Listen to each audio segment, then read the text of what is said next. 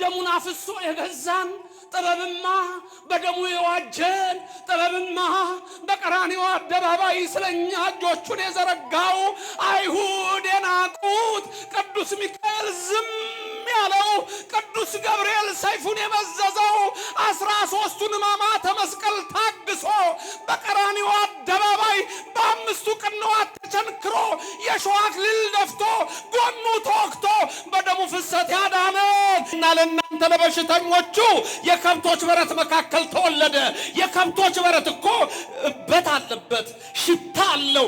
እዛው ሲወለድ የእናንተን ኃጢአት አልጸየፈውም ሲላችሁ ነው የድንግል ማርያም ልጅ ከሰማየ ሰማያት የወረደው የኔና የእናንተን በደል ሊደመስስ እና ከእናንተ የሚጠበቀው ትንሽ እንባ ናት።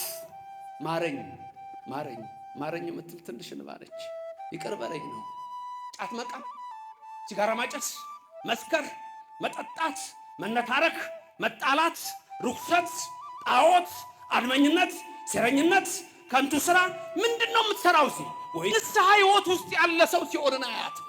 ያ ነው የኔና የናንተ ተስፋ። ማታ ማታ ቅዳሜ ማታ ቲክቶክ እስከ ሌሊቱ 8 ሰዓት ወሬ፣ ዝሙት፣ ከንቱ ነገር፣ መለፍለፍ፣ ንትርክ። ከዛ በኋላ እሑድ ጠዋት የለህም፣ ቅዳሴውን ቄሱ አሐዱ አብ ሲል የለህም፣ ቁርባኑ ላይ የለህም፣ እስመ ኃያል አንተ ላይ የለህም። ተኝተሃል። የታመመ ሰው እንኳ በዕለተ ሰንበት በቤቱ አይተኛ። የዛን ጊዜ ወየው ይላሉ እናት የሴት ልጇን ድምፅ የማትሰማበት ሰዓት ይላል ያዕቆብ። ጌታ ሆይ ይሉኛል፣ አላውቃችሁም። ያስደነግጣል። ጌታ ሆይ እያሉ አላውቃችሁም። ኧረ ይገርማል። እውር አብርተን አላውቃችሁም። ማቴዎስ 7 ለምጻም አንጽተን በስምህ አላውቃችሁም። የትምህርታችን ርዕስ በዚች ዓመት ደግሞ ተዋት በሚል ኃይለ ቃል ይሆናል። ሰው ለሰው አስታዋሽ ነው። ሰው ለሰው አሳሳቢ ነው። በልቡና የሚያሳድር በአእምሮ የሚቀርጽ የቃሉ ባለቤት ሕያው እግዚአብሔር የምትሰሙትን ቃል ሁሉ በልቡናችሁ ጽላት ይጻፍላችሁ። ለእኔም ለምናገረው ማስተዋልና ጥበቡን እንዲያድለኝ ሁሉ ጊዜ በጸሎታችሁ የቃሉን ደጅ እንዲከፍትልኝ አስቡኝ። የቃል የሚሰማችሁ ሁሉ ሐሳብ ሕሊናችሁ በሰማያት ይኑር። ያላችሁበትን ስፍራ እወቁ። የጽድቅንም ቃል ደስ በሚያሰኙ ጆሮዎች አድምጡ። አንድም እንኳ በዚህ ቅጽር የራሱን ወሬ የሚያወራ ሰው ከቶ አይሰማ።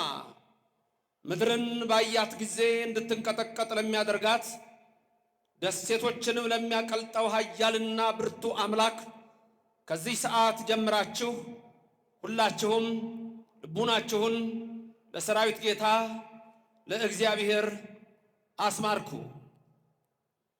በዚች ዓመት ደግሞ ተዋት። ቃሉ የመልአክ ነው። ንግግሩ ከእግዚአብሔር ነው። ወንጌሉን የጻፈው ከአራት ወንጌላውያን አንዱ የሆነው በገጸ ንቦሳ የሚመሰለው ጠቢቡ ቅዱስ ሉቃስ ነው። ምሳሌውን የነገረን ራሱ ባለቤቱ ኢየሱስ ክርስቶስ ነው። በልብ መታሰቡ በቃል መነገሩ ከፍ ከፍ ይበል። በሉቃስ ወንጌል ምዕራፍ 13 ላይ ከቁጥር 6 ጀምሮ እስከ 9 ያለ ቃል የምታውቁት ቃል ነው። በዚህም በቅጽር ባላችሁት በዚህም ባሉት ወንድሞቻችን ሚዲያ ለምትከታተሉ ሁሉ ባላችሁበት በእኔና በእናንተ ላይ አምላካችን መንፈስ ቅዱስ ይደር። ቃሉ እንዲህ ይላል። አሜን ላላችሁ አሜን ይበላችሁ፣ አሜን ያላሉትን አሜን ያሰኝልን። የሉቃስ ወንጌል ምዕራፍ 13 ከቁጥር 6 እስከ 9 ይህንን ምሳሌ አለ። ለአንድ ሰው በወይኑ አትክልት የተተከለች በለስ ነበረችው። ፍሬም ሊፈልግባት መጥቶ ምንም አላገኘም። የወይን አትክልት ሰራተኛውንም እነሆ ከዚች በለስ ፍሬ ልፈልግ 3 ዓመት እየመጣሁ ምንም አላገኘሁም፣ ቁረጣት፣ ስለምን ደግሞ መሬቱን ታጎሳቁላለች አለው። እርሱ ግን መልሶ ጌታ ሆይ ዙሪያዋን እስክኮተኩትላትና ፋንድያ እስካፈስላት ድረስ በዚች ዓመት ደግሞ ተዋት። ወደፊት ብታፈራ ደህና ነው፣ ያለዚያ ግን ትቆርጣታለህ አለው። ስለ ቃሉ አምላካችን እግዚአብሔር የተመሰገነ ይሁን። ምዕራፉ ሉቃስ ነው፣ 13 ነው። ወንጌላዊ ማን ነው የሚጽፈው? ሉቃስ ነው።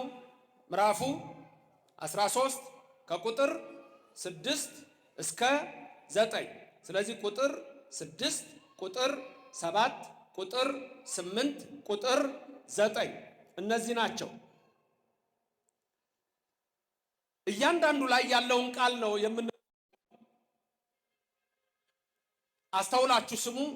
አጠር ያለ ትምህርት እንማራለን።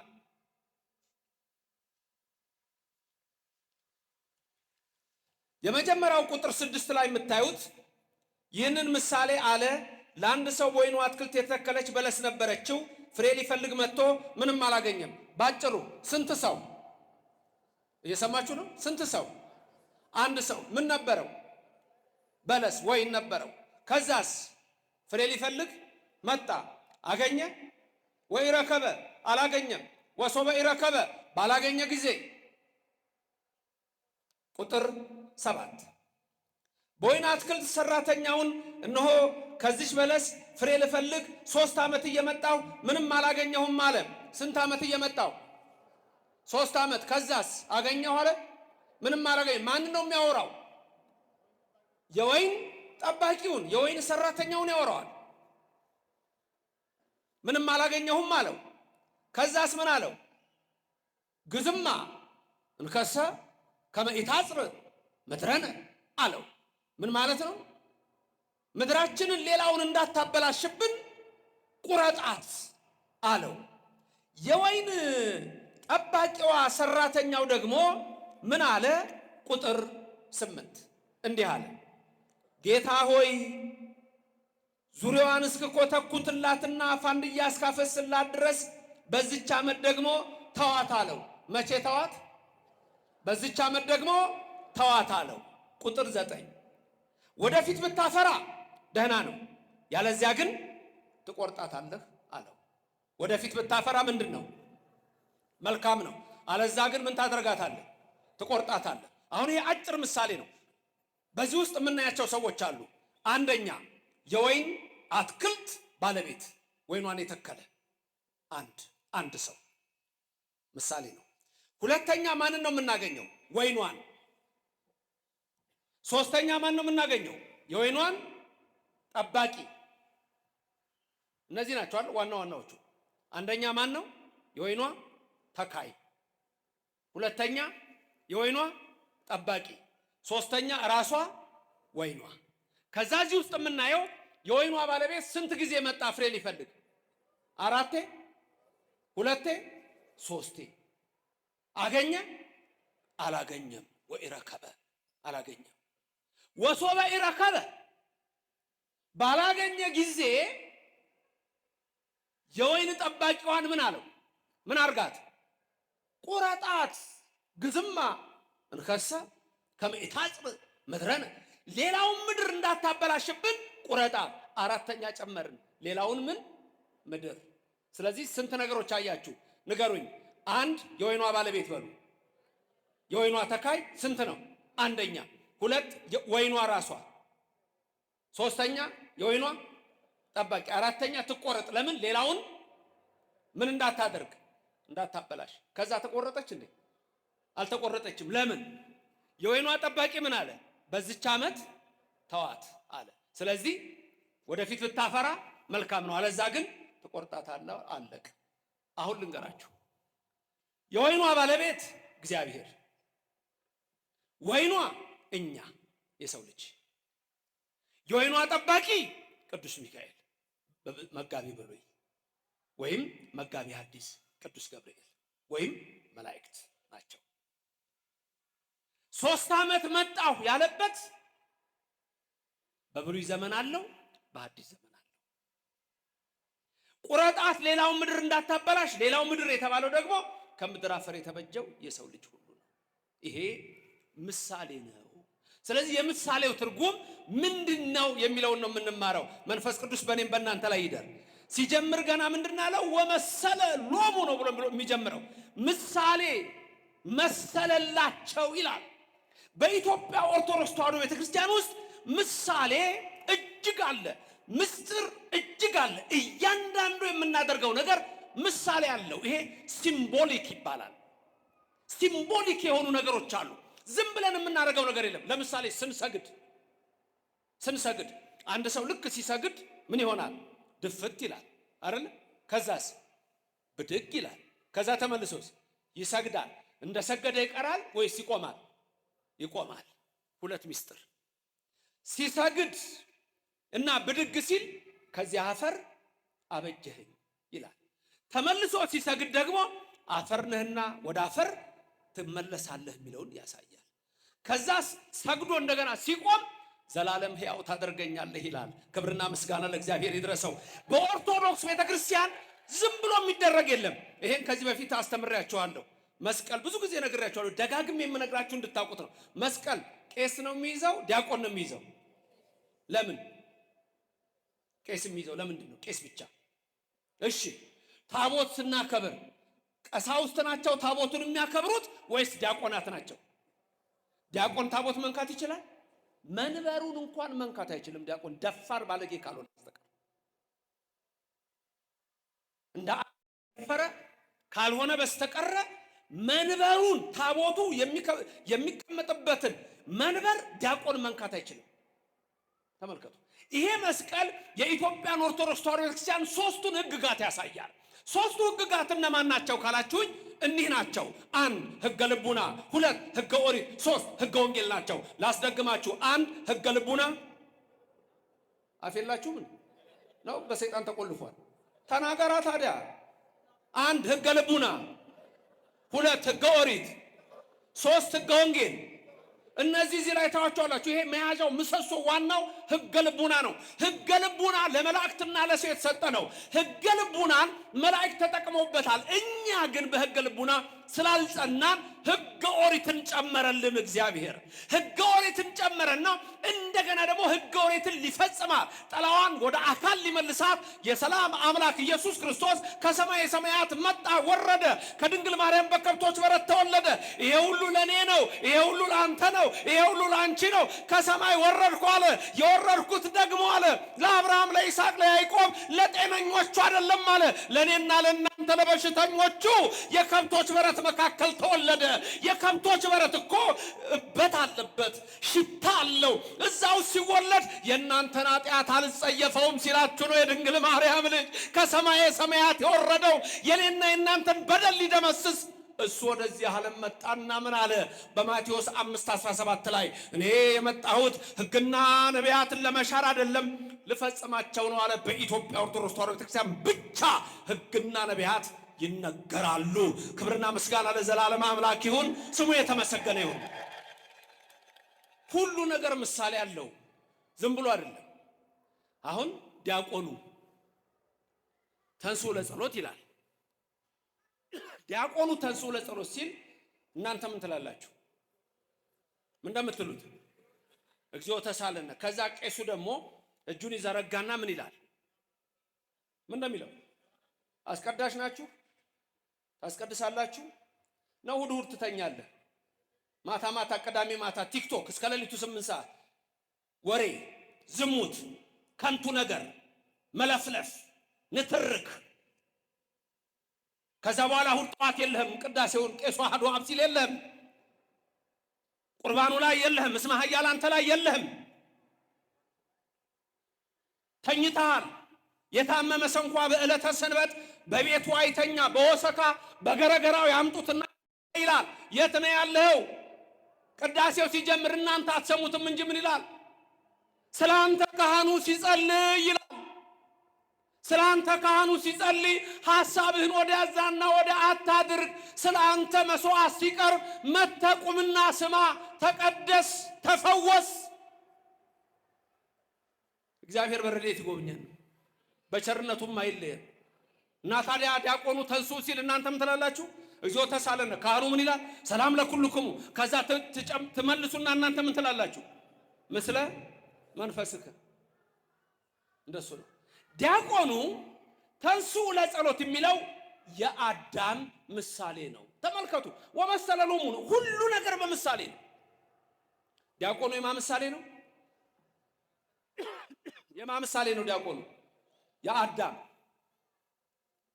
አዳም ምን አለ? ተንሱ ለጸሎት አለ። እናንተ ምን ብላችሁ ነው የምትመልሱት? እግዚኦ በአማርኛ ምን ማለት ነው? አቤቱ ይቅር በለን ትላላችሁ። አቤቱ ይቅር በለን የምትሉት እናንተ ደግሞ በሲኦል ውስጥ ያሉ የነፍሳት ምሳሌ ናቸው።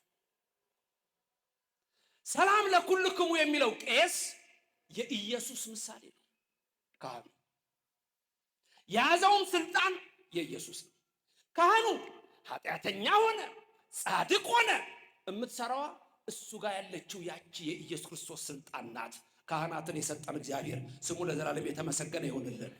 ከዛ ካህኑ እጁን ዘርግቶ ሰላም ለኩልክሙ የሚለው የኢየሱስ ምሳሌ ነው። ከዛ እናንተ ደግሞ ምን ትላላችሁ?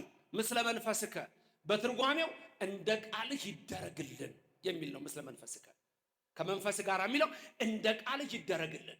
ምን ሆነ መሰላችሁ? በሐሙስ ዕለት ወበመንፈቅ ዕለት ትወለድ ሞለተ ወለትከ። አዳም ሔዋን አድናችኋለሁ፣ ከ5 ቀን ተኩል በኋላ ከልጅ ልጅ ተወልጄ አድናለሁ። ይሄ የት ነው የሚገኘው? ከ81 መጽሐፍ በሆነው በአንዱ በቀለሚንጦስ ነው የሚገኘው። ቀለሚንጦስ ላይ ነው ይሄ ያለው።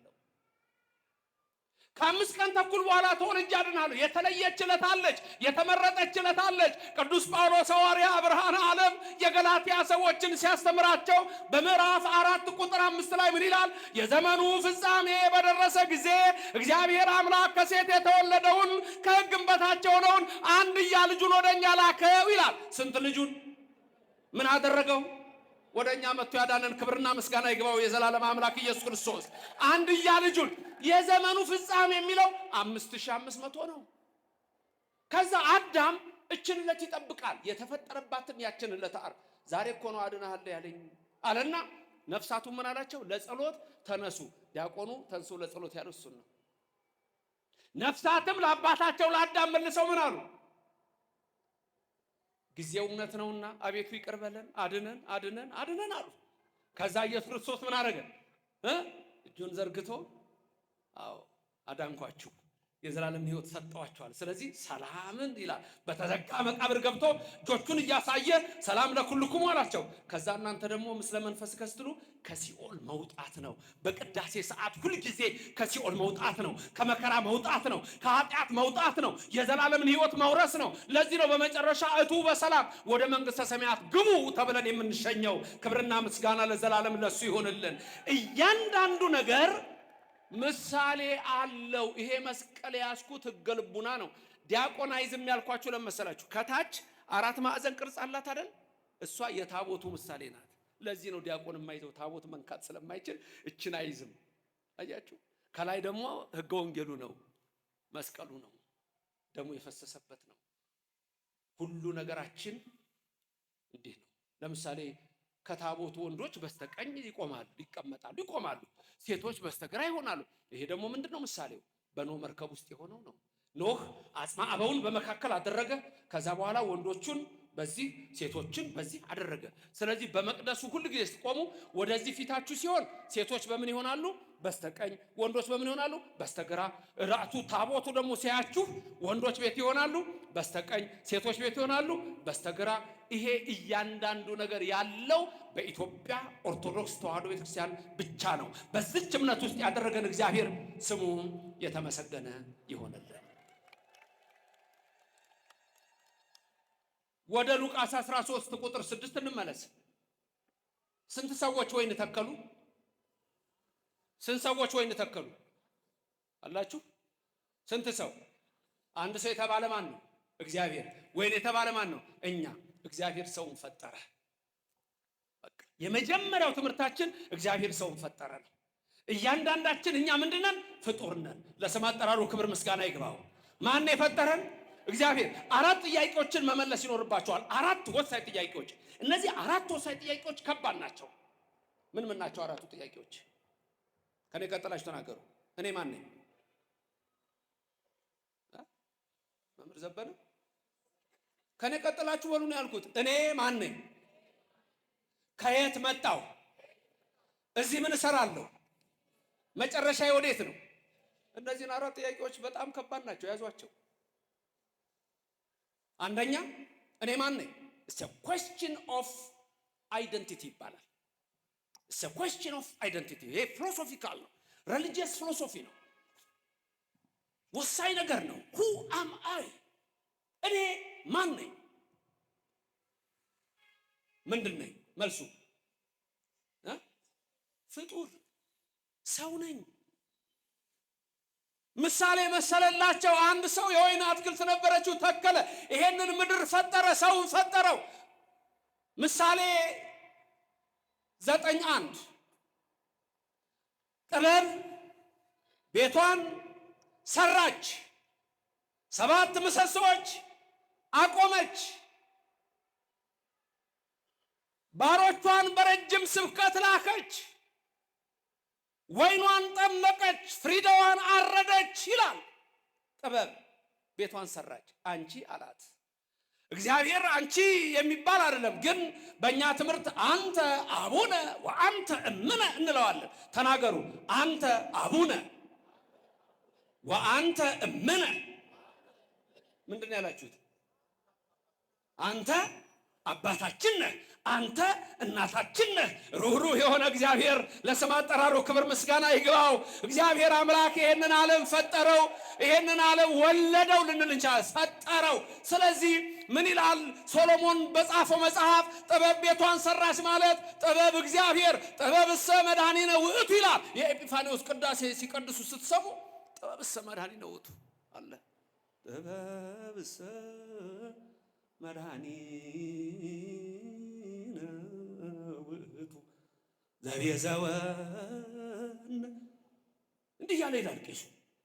መጨረሻ ላይ ጥበብማ ደሙን አፍሶ የገዛን፣ ጥበብማ በደሙ የዋጀን፣ ጥበብማ በቀራንዮ አደባባይ ስለኛ እጆቹን የዘረጋው፣ አይሁድ የናቁት ቅዱስ ሚካኤል ዝም ያለው፣ ቅዱስ ገብርኤል ሰይፉን የመዘዘው፣ 13ቱን ሕማማተ መስቀል ታግሶ በቀራንዮ አደባባይ በ5ቱ ቅንዋት ተቸንክሮ የሾህ አክሊል ደፍቶ ጎኑ ተወግቶ በደሙ ፍሰት ያዳነን የአብ ልጅ የድንግል ልጅ ኢየሱስ ነው። ጥበብ የኛ ፈጣሪ የኛ አምላክ ለስም አጠራሩ ክብር ምስጋና ይግባው።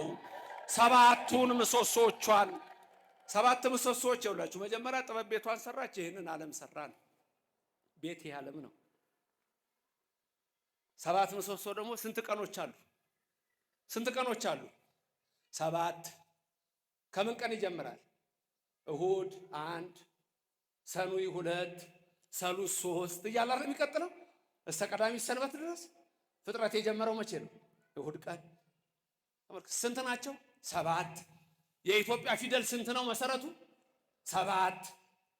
ስትማሩ ምን ነበር የምትሉት? ህፃኑ ናቸው የተማረ ቄስ ትምህርት ቤት የተማረ ቄስ ትምህርት ቤት የተማረ ሌላው ውሃ ተገልብጦ በሆነበት ዘመን የተማረው ማለት ነው። ምን ነው ያላችሁ የተማራችሁት? ሀግዕዝ ሁካዕ ሂሳልስ ንገሩኛ። ሀራብ ሄሃምስ ህሳድስ ሆሳብ አይደል? እንዴት ያይዘን ልጆች ሆነን በቃ መርጌታ ጽጌ ጋኛ የንታረገው እናቸው ፊደል ያስቆጠሩኝ አባ ሰላም ስንጀምር እንዴት ያይዘው በቃ ሀግዕዝ ሁካዕ ሂሳልስ እንላለን። ሀ 1 ማለት ነው። ሁ 2 ማለት ነው። ከዛ 7ቱን ምሰሶቿን አቆመች። 7ቱ ዕለታት 1 ሰንበት። እነዚህ ዕለታት እየተቀያየሩ ወራት አውራህ ከዛ ወደ ዓመት ይሄዳሉ። የሚገርም ግን ልንገራችሁ፣ ፊደሉ ዲሲማል ፖይንት ሁሉ ልታወጡ ይችላላችሁ። ለምሳሌ ሀ 1 ነች፣ ሁ 1.2 ነች። ሂ 1.3 ሃ 1.4 ሄ 1.5 ህ 1.6 ሆ 1.7 ለስንት ነች? 2 ሉ 2.2 ሊ 2.3 የቤተ ክርስቲያን ትምህርት እናንተ ግሩም እኮ ነው። ፊደላችን ራሱ እኮ ሚስጥር ነው። ቆይ ሌላ ልንገራችሁ እንጂ ገና ጨምርላችኋለሁ። መንፈስ ቅዱስ በእኔም በእናንተ ሄደ። ሃ የማ ምሳሌ ነው? የአብ። ሃ የማ ምሳሌ ነው? የአብ። ሁ የማ ምሳሌ ነው? ቀጥሏ የወልድ። ትንሽ ከነገሯችሁ መሄድ እኮ ነው እናንተ። ሂ የማ ምሳሌ ነው?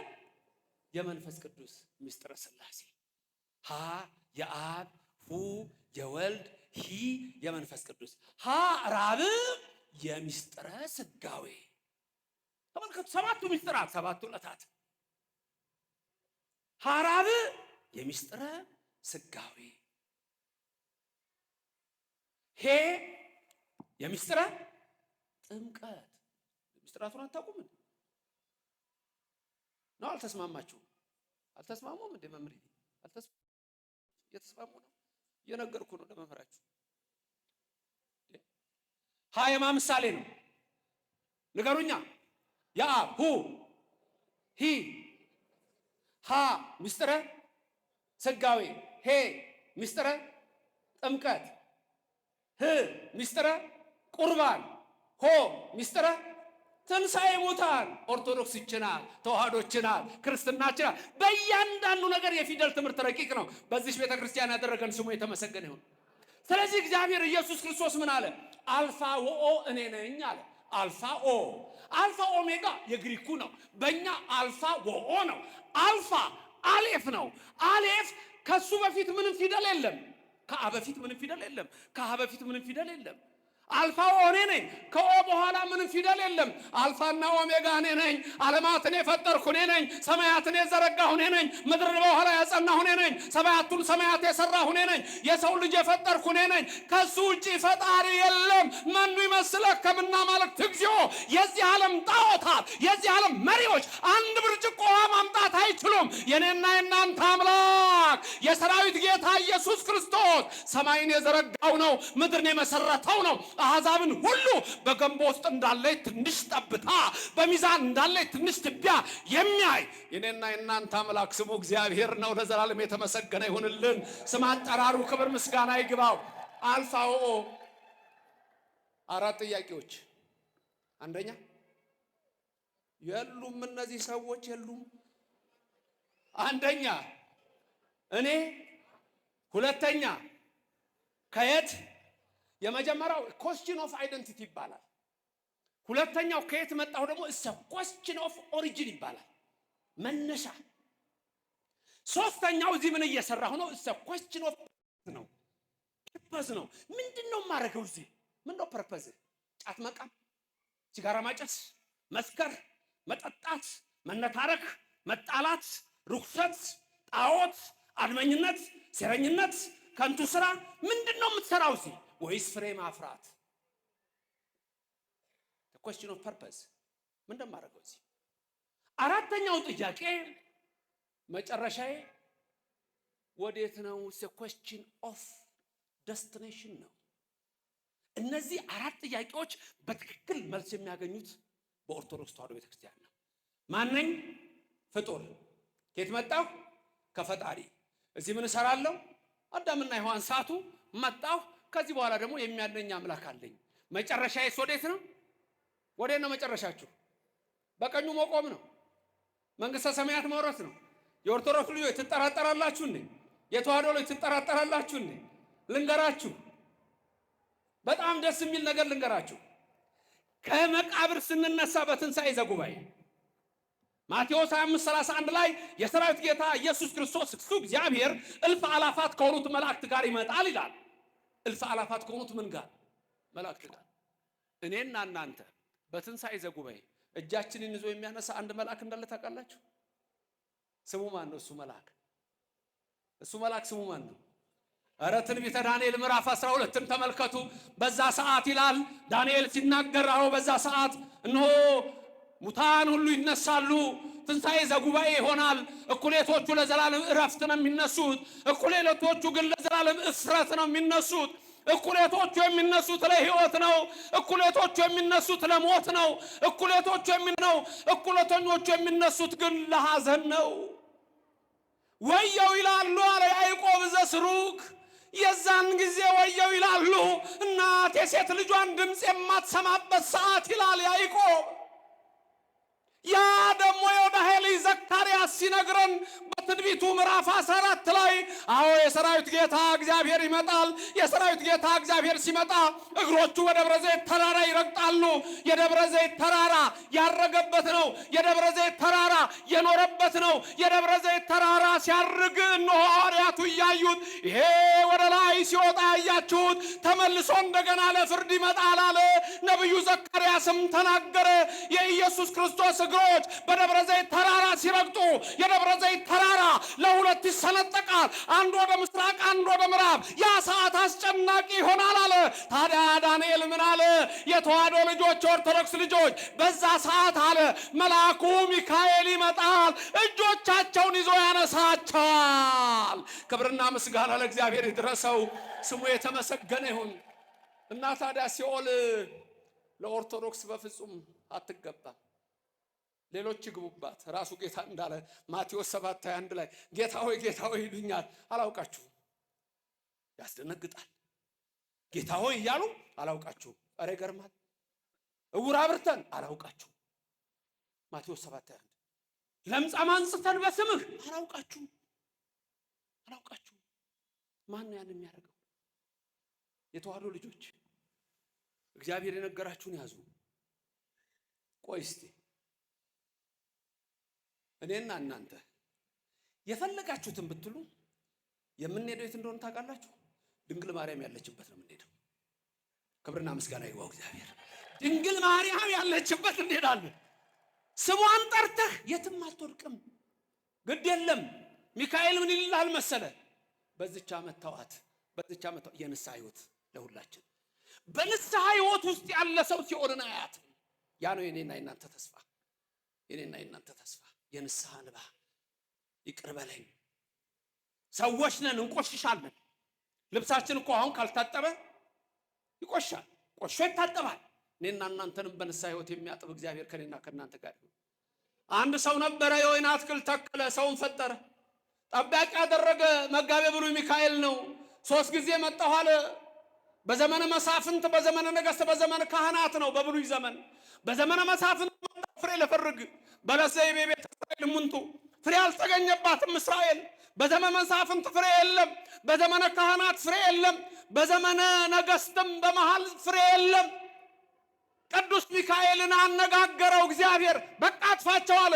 ሚካኤል መልአክ ደግሞ ለመነው፣ እባክህ በዚያ መተዋቸው፣ አታጥፋቸው፣ እስቲ ልራዳቸው፣ ተራድቼ መልካም ላሰራቸው አለ። እኔና እናንተን መልካም ያሰራን መልአኩ ገብርኤል፣ መልአኩ ሚካኤል ከኛ ጋር ይሁን። መጋቤ ሐዲስ ገብርኤልም ነው። 3 ጊዜ መጣሁ አለ። ኢየሱስ ክርስቶስ ስንት ዓመት አስተማረ? 3 ዓመት። 3 ዓመት ባስተማርኩት ትምህርት ፍሬ ጠፋ አለ።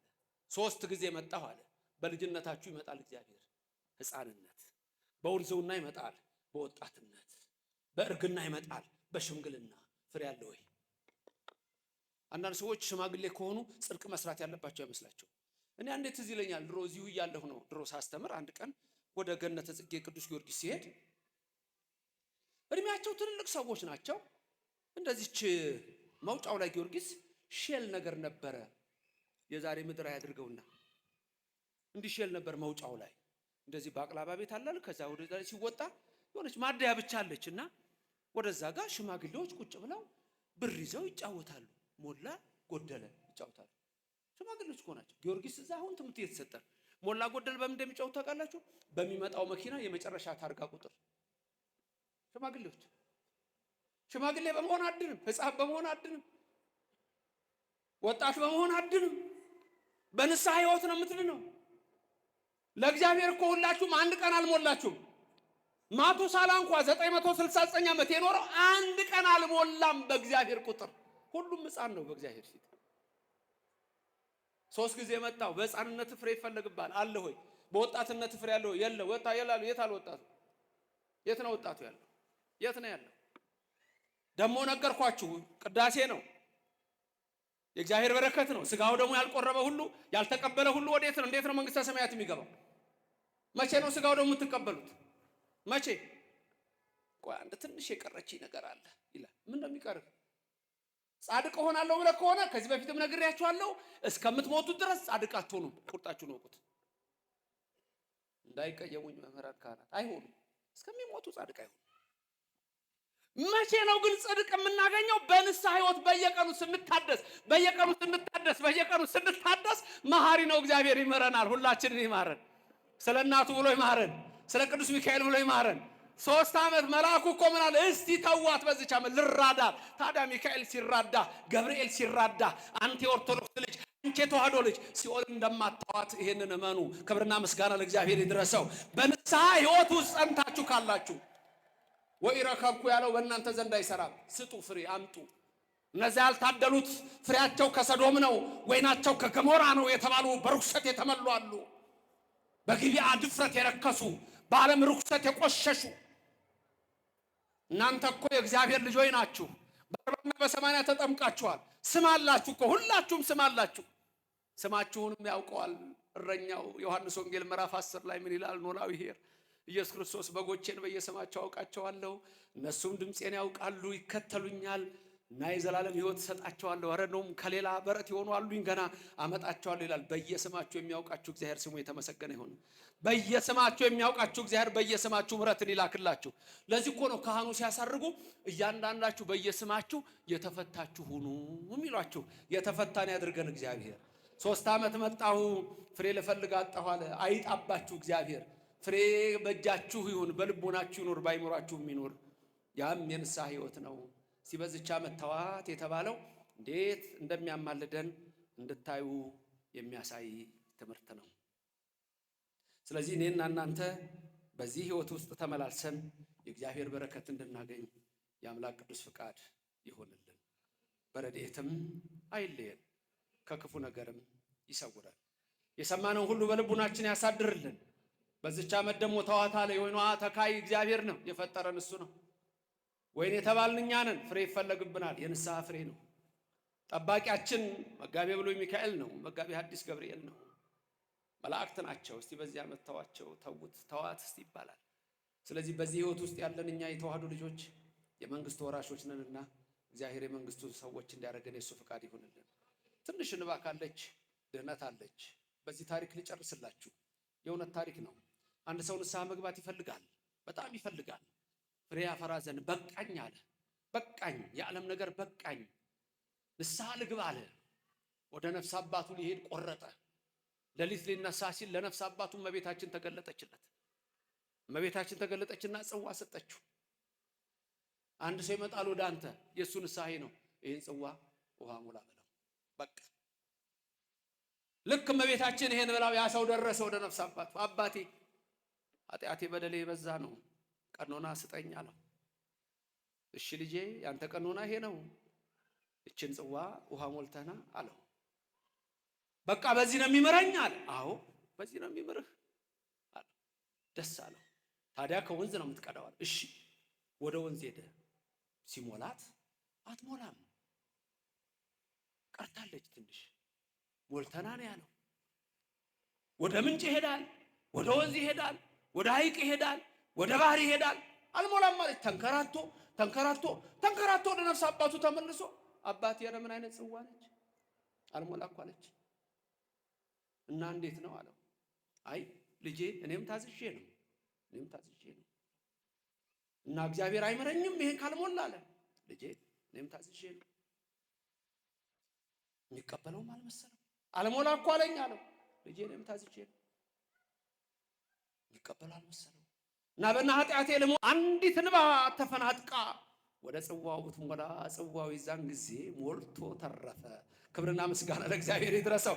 ከኔና ከናንተ የሚጠበቀው ትንሽ እንባ ናት። ማረኝ ማረኝ ማረኝ የምትል ትንሽ እንባ ነች። ይቅር በለኝ ነው። ቀራንዮ ማለት እኮ ይሄ ነው። ሁሉ ነገር ሲጀምር በምሳሌ ነው ብያችሁ የለ። የመጨረሻ እግዚኦታ ስንቴ እንደሚባል በሱ ልጨርስ። ማረኝ ነው አይደል? እግዚኦ እግዚኦ እግዚኦ እግዚኦ እግዚኦ መሐረነ ክርስቶስ አይደል? እያለ ካህኑ ያዘማል። ስንት ጊዜ ነው በአብይ ዜማ መጀመሪያ የሚያዘመው ካህኑ? እናንተ የምትቀበሉት ስንት ጊዜ ነው? ቄሱ ስንት ያዘማል? 3። እናንተ ስንት ታዘማላችሁ? 3 ሲደመር 6። ከዛ እንደገና 3 ጊዜ የመጀመሪያው ላይ እግዚኦ ብሎ አንድ ነው የሚለው 3 ይላል። 3 ሲደመር ስንት አመጣን? 6። ቀጥሎ ደግሞ እግዚኦ መሐረነ ክርስቶስ እግዚኦ መሐረነ እያለ አንዴ ሲያዜም በውስጡ ስንት ጊዜ ነው እግዚኦ መሐረነ ክርስቶስ ያለው? 5 ጊዜ ነው። እሱ ጋር 5 ጊዜ ነው። እግዚኦ ቁጠሩ። እግዚኦ መሐረነ ክርስቶስ እግዚኦ መሐረነ ክርስቶስ እግዚኦ እያለ መሐረነ ክርስቶስ እግዚኦ መሐረነ ክርስቶስ እግዚኦ መሐረነ ክርስቶስ እግዚኦ 5 ጊዜ። ስንት ይለዋል? 3 ጊዜ። 3 ጊዜ 5 ስንት ይመጣል? 15። እናንተም 3 ጊዜ ስንት ትላላችሁ? 3 ጊዜ 5 ስንት? 15። 15 የቄሱ 15 የእናንተ ሲደመር ስንት ይመጣል? 30። ከፊት ስንት አለችን? 6። 30 እና 6 ስንት ይመጣል? 30 እና 6 36። ቁጥር ጠፋ እንዴ? ቁጥር ድሮ እኮ ቁጥር ስም ሁሉ እኮ እስከ ሚሊየን ነበረ። ሚሊየን እኮ ትልቅ ስም ነው። አሁን እኮ ሚሊየን ትርጉም አጥቷል። ኢትዮጵያ ውስጥ ነው። ሌላ ቦታ አላጣም። የትኛውም ዓለም አላጣም። ሚሊየን ኢትዮጵያ ውስጥ ነው ያጣ። ምሕረቱን ይመልስልን። ስንት አመጣን ቁጥሩን? መጀመሪያ ቄሱ ስንት? 3። ከዛ እናንተ ስንት ሲደመር ቀጥሎ 5 ጊዜ 3 15 ስንት ይሆናል? ከእናንተ ጋር 30 ሲደመር 30። ከዛ ቄሱ 2 ጊዜ የሚለው አለ። እግዚኦ መሐረነ ክርስቶስ ይላል። ስንቴ? 2። እናንተ ስንቴ? 2። መጨረሻ ብቻውን ይላል እግዚኦ መሐረነ ክርስቶስ ይላል። እናንተ ትላላችሁ አትሉ?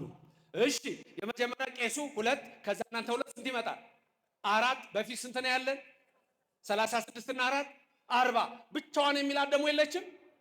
አንድ ላይ ስንት ይመጣል? 40። ጌታን የገረፉት ከ40 ትርፎ አይደል? 40። ያ ደግሞ እግዚኦ ማለት ማረኝ ለቅሶ ነው። ዲያቆኑ ደግሞ ምን ያደርጋል? በዛ ሰዓት ምርዋ ይመታል። መረዋ ደወል አይደወልም። የመላእክት ለቅሶ ነው። የእመቤታችን ለቅሶ ነው። ኦርቶዶክስ መሆን መታደል ነው። እንባ ነው። የነፍስ ህይወት ይሄ ነው። የንስሐ ህይወት ይሄ ነው። በዘማ እንከሰ ከመይታጽ ምድረን የሚለው ለእናንተ አይሰራም። ፍሬ ማፍራት ነው።